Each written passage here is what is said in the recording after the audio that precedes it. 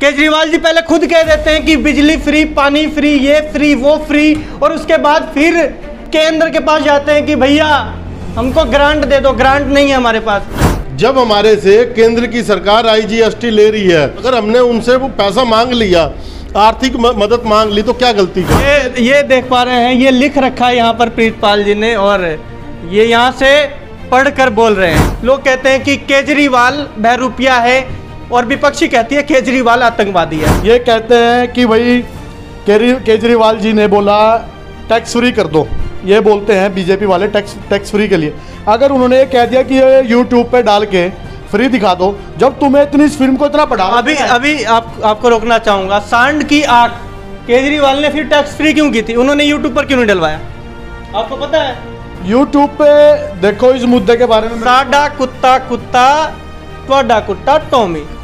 नहीं, ऐसा कुछ नहीं है कि उन्होंने टैक्स फ्री करी थी। टैक्स फ्री एक महिलाओं के लिए कर था। दिल्ली में हमने काम करके दिखाया, उसके बाद में हमने पंजाब के अंदर अब आ गए, हम पंजाब के अंदर भी वही काम करके। फिर यूपी में क्यों नहीं आए? यूपी में तो खाता नहीं गुलाब का।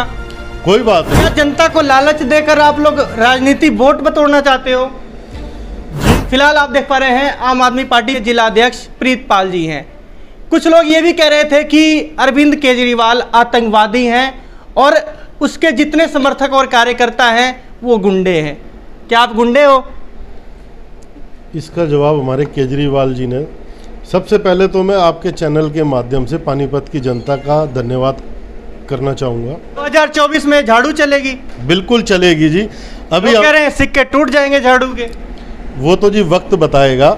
अभी जैसे हमने, वो तो इन्होंने दिल्ली में भी कहा था, दिल्ली में हमने काम करके दिखाया, उसके बाद में हमने पंजाब के अंदर अब आ गए, हम पंजाब के अंदर भी वही काम करके। फिर यूपी में क्यों नहीं आए? यूपी में तो खाता नहीं गुलाब का। कोई बात नहीं, ये तो धीरे धीरे लहर है, आएगी। वो तो किसान आंदोलन की वजह से आप लोग जीत गए, लोग कह रहे हैं। ऐसे है जी, इन 3 सत्ता के ऊपर, चाहे वो आप यूपी जीते हो, चाहे ये गोवा जीते हो, उसके ऊपर अकेला पंजाब भारी है। और पंजाब, मैं आपको बता देना चाहता हूं, पंजाब आने वाले टाइम में वो काम करके दिखाएगा कि ये बीजेपी की जड़ें हिला के रख देगा। हम अगली बार हरियाणा के अंदर अपने काम के ऊपर वोट मांगेंगे। किसी जाति, धर्म या कोई जो ये नकली फिल्में हैं, जो हमारे बच्चों को गुमराह किया जा रहा है। लोग कह रहे हैं कि फ्री के नाम पर वोट मांगोगे, यहाँ पर भी कह दोगे कि बिजली फ्री कर देंगे मित्रों, और कई चीजें वो फ्री कर देंगे। फिर ये आपके MLA फ्री क्यों ले रहे हैं? आप MLA का भी बंद करो ना। वो तो सरकार बंद करेगी ना। तो सरकार बंद करेगी तो हमारी सरकार ने भी आवाज उठाओ। फिर तो हम आवाज उठा रहे हैं, हमने करके दिखाया है पंजाब के अंदर सर। वो तो सरकार बन गई तब हम यहाँ करवाओ आप। तो यहाँ के लिए हम आवाज उठा ही रहे हैं, पर सुन तो नहीं रहा कोई आपकी आवाज। ये तो अपने MC की नहीं सुन रहे। MC भी आप ये देखिए, सत्ता पक्ष के MC खुद अपने ही प्रोग्राम के अंदर अपने ही नेताओं के ऊपर इल्जाम लगाए जा रहे हैं, वो उनकी नहीं सुनी जा रही। ये बताओ, लोकेश नागरू, संजीव दहिया ने इस्तीफा दिया कल, ठीक किया उन्होंने? ये सब एक ड्रामा है, प्रोपोगंडा है ये। इनको पता है कि जनता को अब जवाब देना पड़ेगा। यही देख लेना, यही लोग होंगे 2 दिन के बाद में, यही बैठे होंगे और इनसे कोई जवाब लेने वाला नहीं होगा। पानीपत का हाल इस समय कैसा है? पानीपत बिल्कुल नरक बन चुका है। बनाने वाला कौन है? बीजेपी, भाजपा। क्या मोदी जी थोड़ी यहाँ पर काम करते हैं पानीपत में? तो वोट जो ये बताइए, केजरीवाल जी दिल्ली के मुख्यमंत्री हैं, काम तो विधायक या उससे नीचे जो लोग हैं वो करते हैं ना।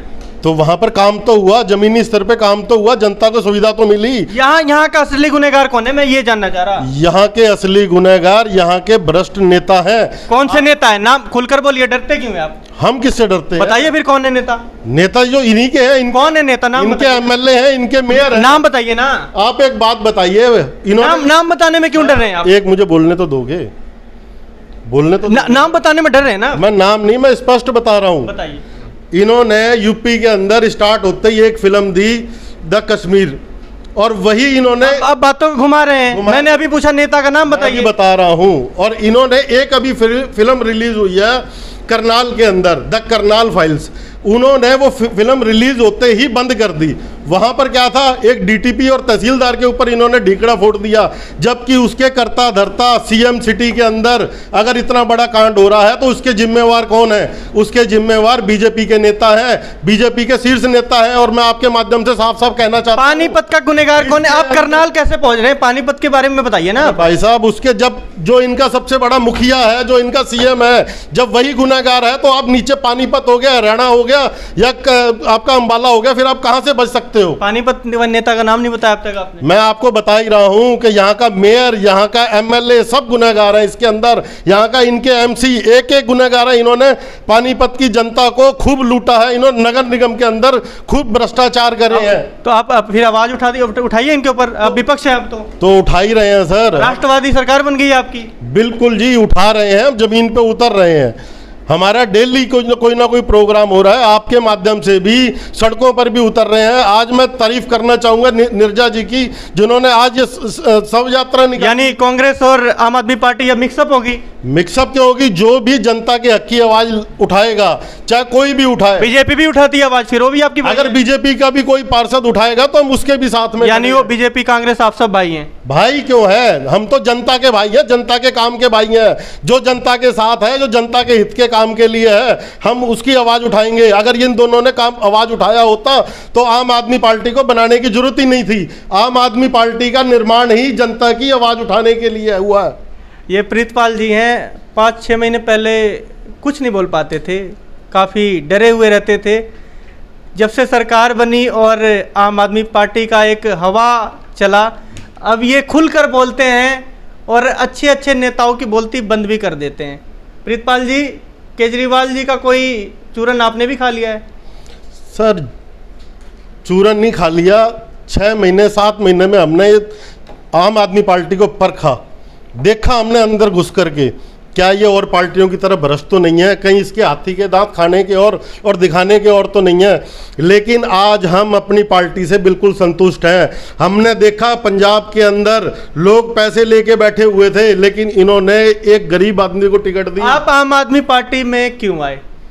जनता की आवाज के लिए। जनता अगर आपको टिकट ही ना मिले फिर क्या करेंगे आप? कोई बात नहीं, हम टिकट के लिए आया कौन है? सब टिकट के लिए आते हैं। हम टिकट के लिए नहीं आए। आपका दिल बोल रहा है कि टिकट के लिए आए। हम सेवा के लिए आए हैं। कौन सी सेवा, खुद की या जनता की? जनता के लिए सर। जिसको भी टिकट मिलेगी आम आदमी पार्टी की, हम उसके साथ में तन मन धन से लगे हैं। महिला जिलाध्यक्ष को मिल जाए टिकट तो उसके साथ भी लगे। चाहे किसी को मिल जाए, केजरीवाल जी जिसको मर्जी टिकट दे, रोहिता रेवड़ी को मिल जाए, बिल्कुल मिल जाए, हम उनके साथ भी लगेंगे।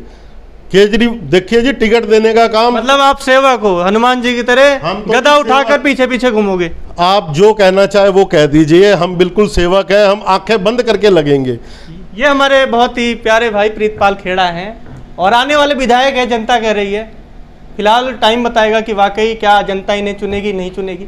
और ये हमारे एक बहुत ही गोलू मोलू भाई है। ये आप काफ़ी देर से सुन रहे हैं, बहुत कुछ मन कर रहा होगा कि आप भी बोले। मन कर रहा है यार, आपकी बनेगी अब? बिल्कुल बनेगी, 100% बनेगी सर। प्रीतपाल जी क्या बनेंगे? प्रीतपाल जी ऐसा है जी, जो शीर्ष क्या बनेंगे भाई, हमारे दिल से तो विधायक बनेंगे। बिल्कुल बनेंगे। इसकी तैयारी भी शुरू कर रहे हैं वार्डों से। अभी 10 दिन बाद देख रहे हैं ना आप किस तरीके से हमारी तैयारी शुरू होती है। एक एक वार्ड के अंदर हम अपना एक एक आदमी खड़ा कर रहे हैं, जो वार्ड अध्यक्ष बनाए जाएंगे। जमीनी तौर के ऊपर काम शुरू होगा। एक एक आदमी, एक एक चौक का, एक एक गली का हमारे कंधे से कंधा नजर मिलाते हुए आपको नजर आएगा। बिल्कुल, दिखने में काफ़ी भोले हैं लेकिन काफ़ी भड़कीले हैं।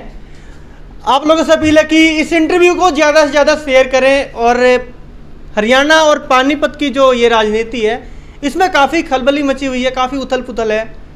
क्या पता आम आदमी पार्टी यहाँ भी झाड़ू फेर जाए, होने को कुछ भी हो सकता है। फिलहाल देखने वाली बात होगी। कम शब्दों में पानीपत की जनता को क्या कहेंगे? पानीपत की जनता को यही कहना चाहूँगा कि पानीपत एक ऐतिहासिक नगरी है। इसने 3 लड़ाइयाँ लड़ी हैं और जनता को अब 4थी लड़ाई लड़ने के लिए तैयार रहना चाहिए, जो भ्रष्टाचार के खिलाफ है, जो इन नेताओं के खिलाफ है। बस, धन्यवाद। आप लोगों से पहले वीडियो को ज़्यादा से ज़्यादा शेयर करें। वीडियो जर्नलिस्ट आशु पांचाल के साथ मैं पवन शुक्ला, हरियाणा रिपब्लिक।